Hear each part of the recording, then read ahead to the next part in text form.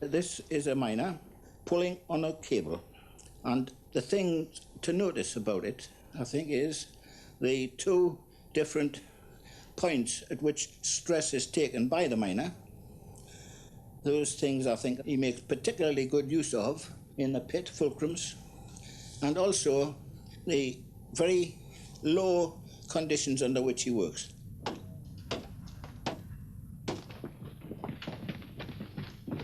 In all pitmen mind, I think as is general in all pitmen, it's a desire to learn something. I think that's very strong in miners. I think you get the same thing if you go to Wales or Scotland or even among miners. There's that desire for to know a little bit more than what you were taught at school.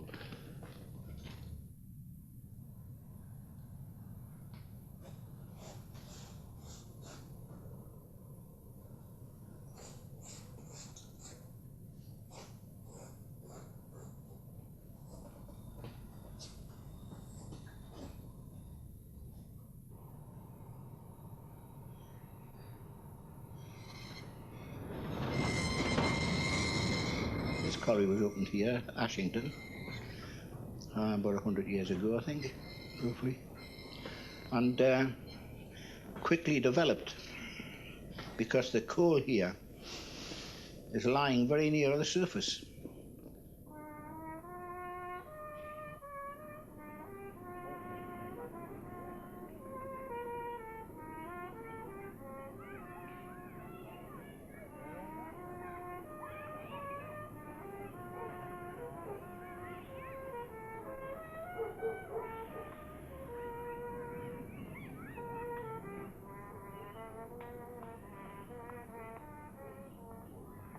I came here to get a house.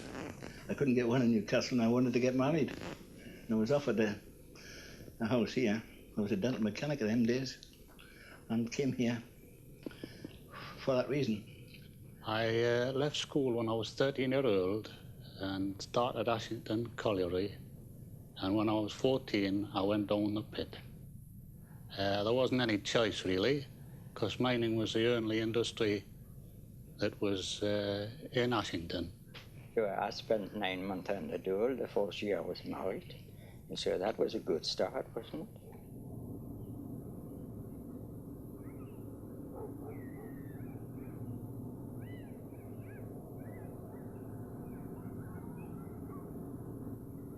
The coal industry, especially in this part of the world, was really run down.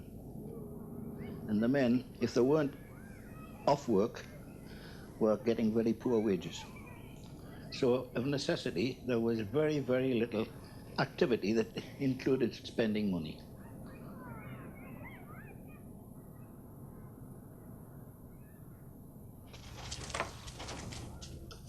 Some people interested in dogs, dog racing, and then there's pigeons. They're very much interested in the pigeons. That's registered, that number. That pigeon.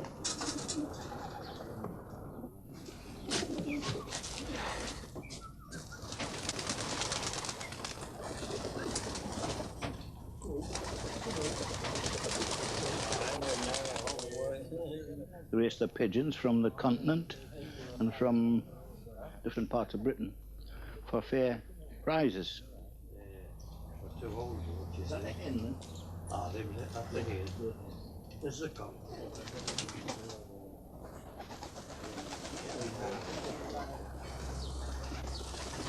These will have been away on big races this year. Oh, these have been away, some of them. As far as? Some of them been as far as France. France, 600 miles. At least some of them are just kept for stuff.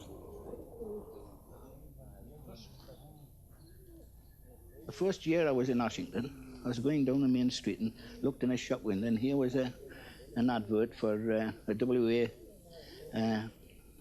lecture on evolution, a Magic Lantern lecture on evolution, right from start to finish there, all the secrets. It was a very, very interesting class. And from then, but that finished, we felt we were at a dead end again, so we started on art. The picture of art in England to any outsider that hadn't had any instruction at all was a real puzzle, was chaotic. So we thought, well, we'd subject ourselves to that. We'd ask somebody from King's College to come out and talk to us about modern art. We insisted it had to be modern art. So they sent out Robert Lyon, who was then master of painting at King's College. We met in an old room in the old YMCA, which was a wooden hut from the First World War, lit by an electric light globe and heated by a little stove in the middle of the room. We sat round this in the gloaming. He was in the middle, and we in a ring round him, and we talked, and he let us talk, and he talked, and we talked, and we talked. And he just didn't say much, went away. He could see, and he was quite certain that any academic approach was going to be hopeless with us. We weren't the sort of material to work on that way. He decided he'd make his own approach, and that was first to try and do a thing, and by trying to do it, you would probably begin to understand the artist and the problems of the artist. And that was how this class started. I might add at that time, the WEA, it was all theory. Whitehall said no, it hadn't to be, nothing which could be possibly interpreted as being of any use for making a living could be taught. Only those things which were cultural, which meant words. And we bumped the same thing when we started this art group. But Robert Lyon got round it somehow. I don't know how, but he did. Ashington is just about, as the crow flies, 1 mile in from the coast, so that the sea within half an hour's walk with a delightful coastline. So the people were employed both in the mine and in the fishing business, and indeed many of them spent the summer at sea and the winter in the mines.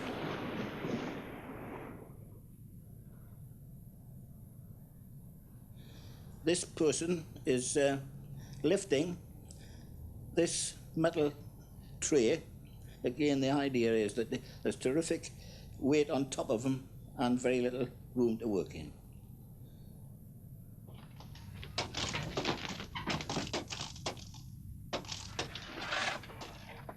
I remember painting a picture myself, and it was on exhibition in Ashington.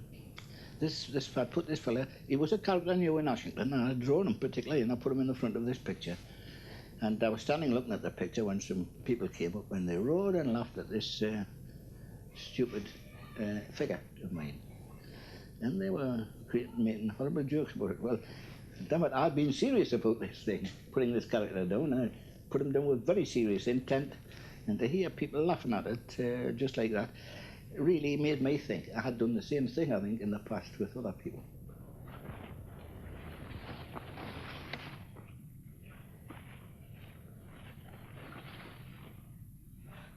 You were on your knees, and you're sometimes lying on your back, you know, sideways and that sort of thing, and you were jolly glad to get your legs stretched a bit and your arms, and sometimes you might walk out to the main gateway to get your legs and body stretched a bit, and then you'd go in again. And upon a whole, the getting of cool was so intense that you hadn't much time to think about other things, really, during your shift. And in the days when you just had candles and whatnot, it was very, very gloomy.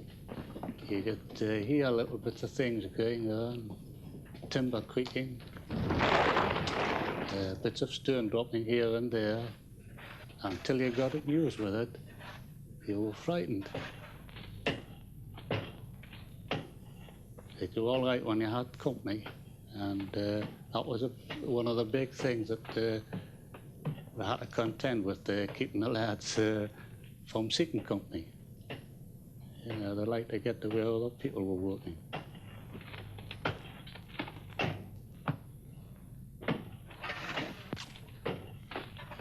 If the coupling or the chain broke, you would hear a rumble. Faintly maybe, it just depended how far you were off it. and then it would get louder and louder till it was a terrific roar. Well, by experience, you knew the sound when it was very much fainter, and used to dive into one of these places that were just not about a yard wide, so that the tub couldn't get in, you know.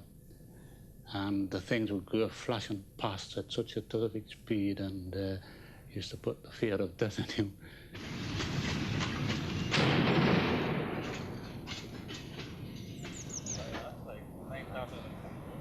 And underneath here, unbeknown to the ordinary person, there's such a heck of a lot going on.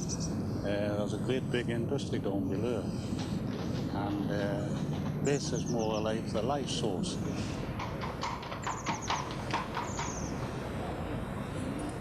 I rather like the shapes and the rugged beauty of it. It's definitely a useful job sort of thing, and it has to be strong and not bother much about outward appearance. Just under there, under the shafts, you get the sort of trucks with the delivery of the coal into them, don't you think, Oliver? Quite, oh yes, that helps the recession in the picture. Yes. I don't like all these horizontals here, though. But it seems to pipes. Yeah, get the curve, get a nice curve into the picture.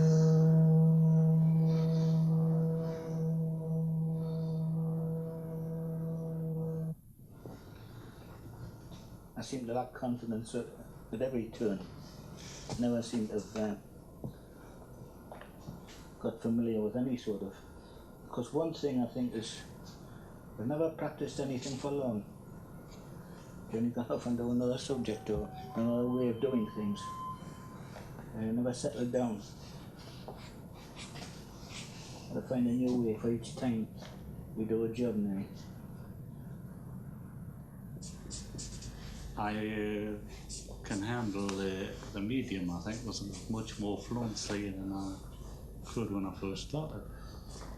And that may be a drawback to a certain outlook and well, pictures at the beginning. I don't know if that's as it should be or not. One time I used to paint dab sort of pictures, but now I like a bit colour into my pictures, such as a fairground or circus or something like that, you know. I was always a good drawer, but I think my colours improved. I don't think technique has anything to do with it, as far as I'm concerned.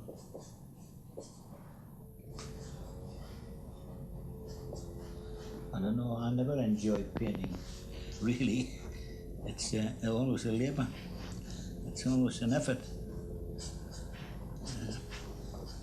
I can't say I've ever enjoyed the experience of painting or drawing, like one might experience, say, a good golf swing or something like that. It's almost been much more serious and concentrated. I don't know.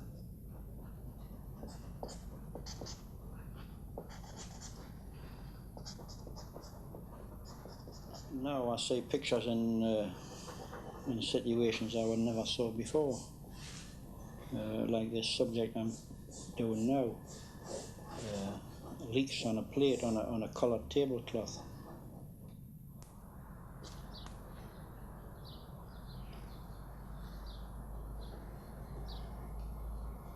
These leeks are bred and bred again and bred many times over by the people. And these leeks have to be of these particular sizes to be acceptable to win a prize. From the button, which is the root end, to where the leaves part, the top, must be 5.5, no more, no less. And it's bigger diameter around as you can get them. It takes quite a lot of years to be able to judge them and get them ready just for the time and bring them to full bloom when your shoe's on. Things they feed them on, most strange. You hear them being fed on shredded leather and bottled beer, different milk. things like that, milk.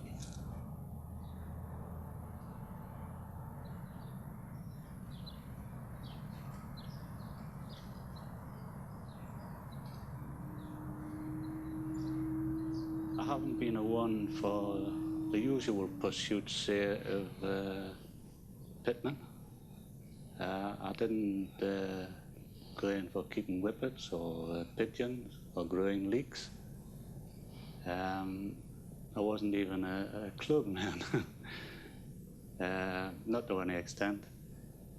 And I sort of took a great desire to express myself as an artist, not with any thought of gain or anything like that, but I couldn't express myself so well in words, but I found that I could express my feelings and what I wanted to get over in drawings and painting. I think there's a lot of just a touch of propaganda in what we painted. I think that's been true of all through the ages of art.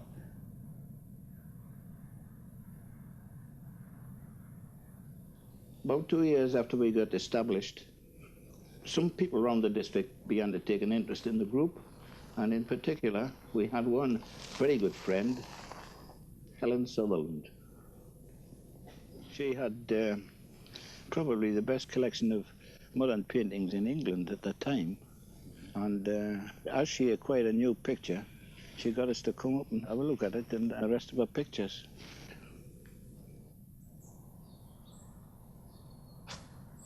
She was really challenging about anything you painted. She would stand in front of a picture with you and ask precisely why this was done this way, or that person was included, or it was done, the design was of this nature. And you couldn't put her off. She was very perceptive, and very rarely did you find out how her mind was working.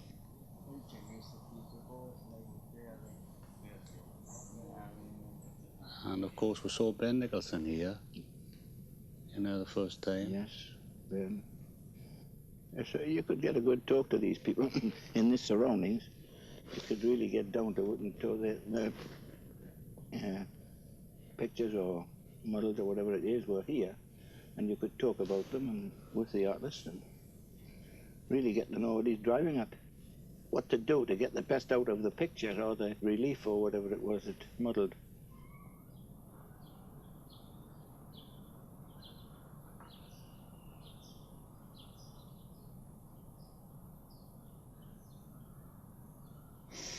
You know, like, but for the years gone by, like, and I know I've always thought about it.